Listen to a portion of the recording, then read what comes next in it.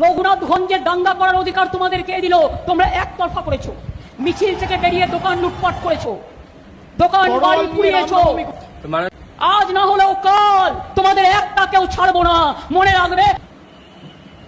আপনার ভাষাটা শুনলেন, বলছে যে রঘুনাথগঞ্জে যে সেদিনকে দাঙ্গা হয়েছিল তার পরিপ্রেক্ষিতে বলছে যে তাদেরকে কে এই সাহস দিয়েছে, একতরফা দাঙ্গা করেছে, লুটপাট করেছে। মাননীয় যখন হরগোবিন্দ দাস চন্দন দাসের হত্যা হয় তখনও কিন্তু একতরফাই ছিল। তখন এই যে মাননীয় প্রশাসন বা মাননীয় সক্রিয়তা তখন দেখা যায়নি। মালদা মোথাবারের ঘটনাটা যে ঘটেছিল সেখানেও একতরফাই হয়েছিল, কিন্তু এদের চোখে পড়েনি।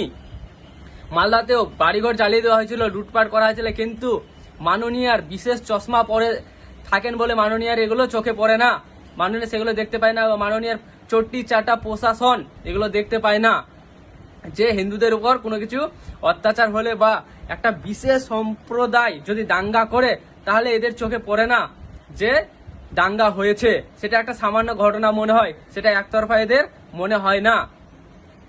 তারপরে বিশেষ করে একটা ঘটনাটা বলছে যে কাউকে ছাড়া যাবে না। মাননীয় আপনার যে সক্রিয়তা, যখন 35 মামলায় একজন বিশেষ সম্প্রদায়ের মানুষকে মারা হলো তখন আপনার যে সক্রিয়তা দেখিয়েছিলেন, আর যে এই বুতরাগঞ্জের ঘটনাটা নিয়ে সক্রিয়তা দেখাচ্ছেন, এটা থেকে বোঝা যায় যে আপনি পশ্চিমবঙ্গ বাংলার মুখ্যমন্ত্রী নন, আপনি একটা বিশেষ সম্প্রদায়ের শুধু মুখ্যমন্ত্রী।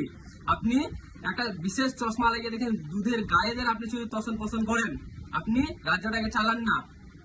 তো ভিডিওটি ভালো লাগলে লাইক শেয়ার সাবস্ক্রাইব করে পাশে থাকবেন। ধন্যবাদ।